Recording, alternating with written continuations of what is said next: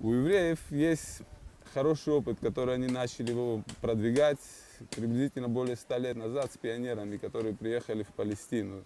Это были выходцы из Восточной Европы, в основном Россия, Украина, которые осваивали эту землю, ту землю. И у них не было этого первоисточника. Единственный язык у них был это идиш и Тора. Большинство из них не были религиозными евреями, и поэтому до сих пор они не принимают это. Первый человек, который воссоздал сегодняшний иврит в той форме, в которой он сегодня существует, это Хаим Бялик, который похоронен в конечном итоге в Тель-Авиве. Умер он в Европе от болезней. И есть такой фильм художественный, который в Израиле очень популярен, каждый год его показывают, где человек, это его реальная история, где человек заставлял свою жену говорить со своим ребенком на иврите. Когда она пыталась ему сказать, как мой сладкий, мой дорогой, он ее обрывал и говорил, нет, мы не говорим так. И он давал ей заменитель этого слова на иврите. И с ивритом чуть проблематично, потому что иврит считался языком мужчин, потому что это язык Торы, и женщина не имела права на нем говорить. А идиш назывался языком кухарок. Потому что это был повседневный язык, на котором общались женщины между собой, пока мужчины молятся в синагоге. И Хаим продвинул эту идею еще дальше. На всем этом сионистском движении не первое поколение пионеров, но уже их дети начали говорить. К 1948 году, когда провозгласили независимость, первые поселенцы, которые приехали туда, даже те, которые уже там жили, они сказали, что есть один язык. И дело производства, и все, что происходит в стране, будет на иврите. Хотите – учите. Не хотите – не учите. Тогда вам нету места, вы не адаптируетесь в этой среде. Вам нужно трансформироваться, вам нужно вжиться в эту среду. Я не еврей, я православный христианин. Но так получилось, что я женат на еврейке, и я живу там.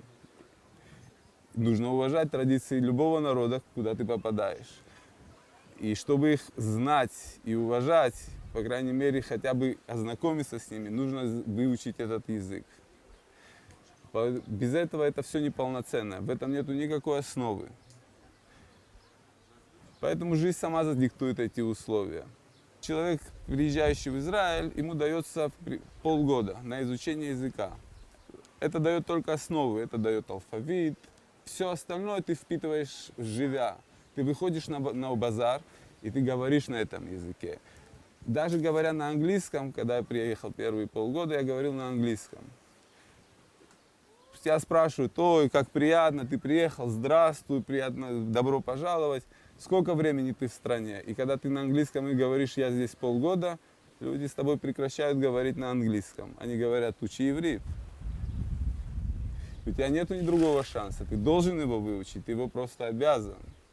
Потом, чтобы узнать культуру людей, с которыми ты живешь, культура, которая насчитывает 5000 лет, которая дала основу любой религии, которая сегодня главенствует по всему миру, надо выучить, хотя бы прочесть Тору в оригинале, надо. Есть люди, сегодняшний Израиль достаточно пестр. Настолько пестр, что, скажем, есть люди, живущие там 30 лет, которые не знают этого языка.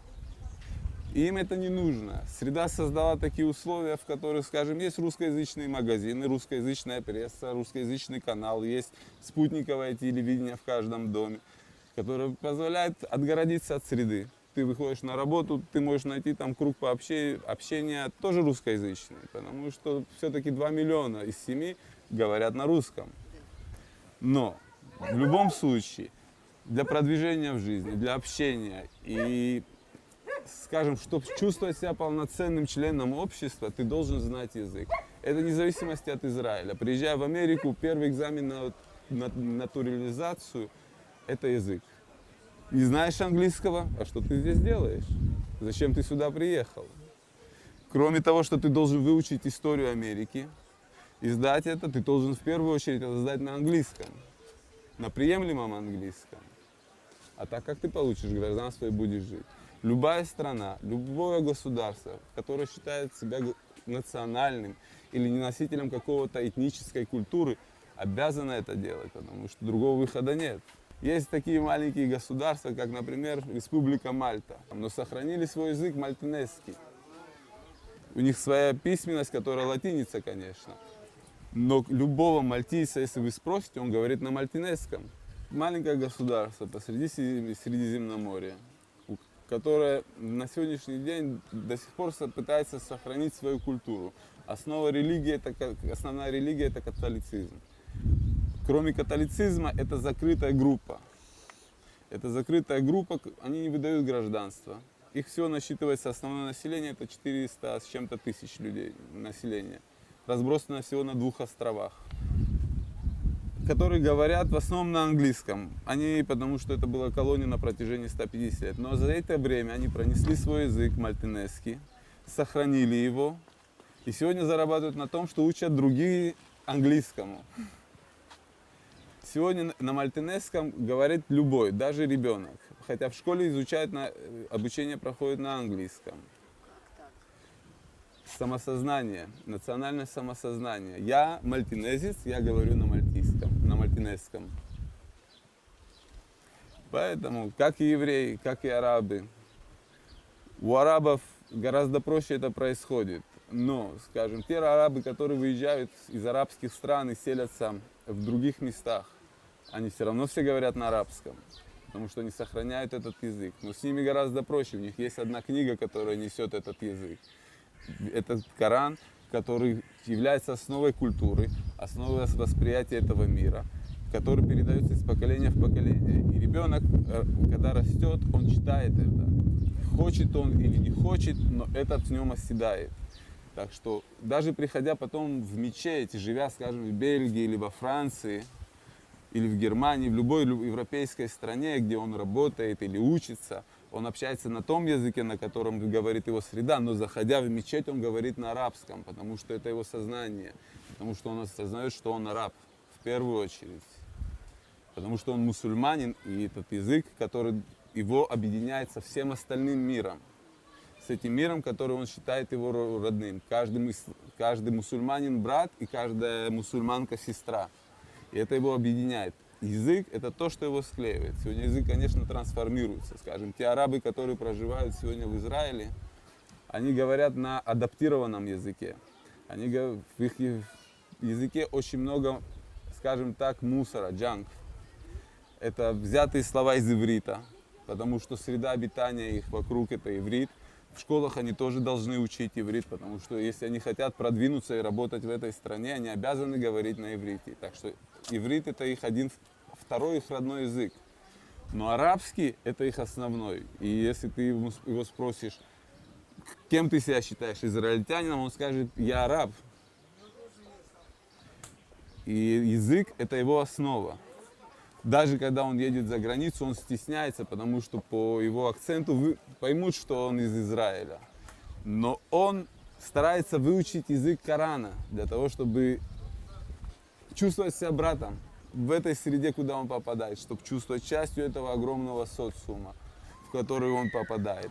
Скажем, в Египте или в Сирии, когда они ездят на паломничество, делая хадж, ему нужно это, чтобы не отличаться, потому что, в принципе, он живет в оккупированной стране.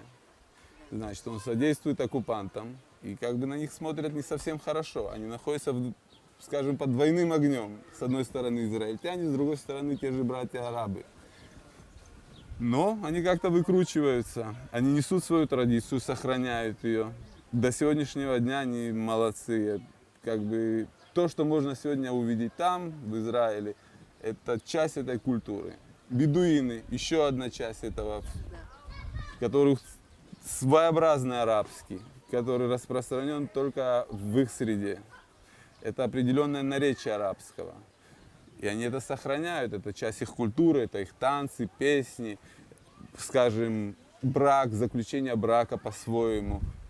Это все часть их культуры, которая связывает их языком. Когда они попадают, скажем, человеку не привыкшему тому, как они живут, не привыкшему различать их визуально. Когда попадает человек, сейчас приезжает из Европы, все темные и все. Ты не скажешь, это еврей, это араб. Со временем, конечно, ты к этому привыкаешь, и ты можешь уже отличить. Но среди них есть гениальная самоидентификация. Одно слово, которое ему достаточно сказать, и сразу будет понятно, что это бедуин. И он идет, он не скажет, что я араб, или он не скажет, что он мусульманин, он скажет, я бедуин. В первую очередь, я бедуин.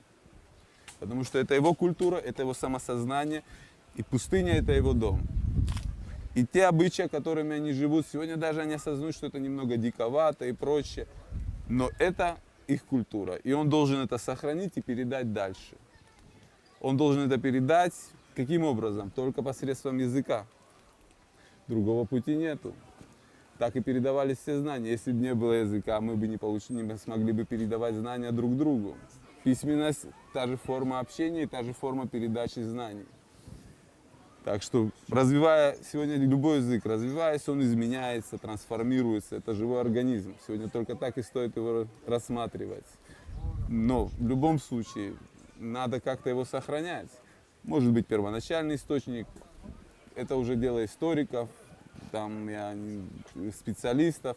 Но, с другой стороны, в обиходе можно это сохранить. Есть много живых примеров. Те же самые мальтийцы, евреи. Так что это вполне реально, это вполне достижимо. Главное воспитать в народе стремление к этому. Или жизненную необходимость.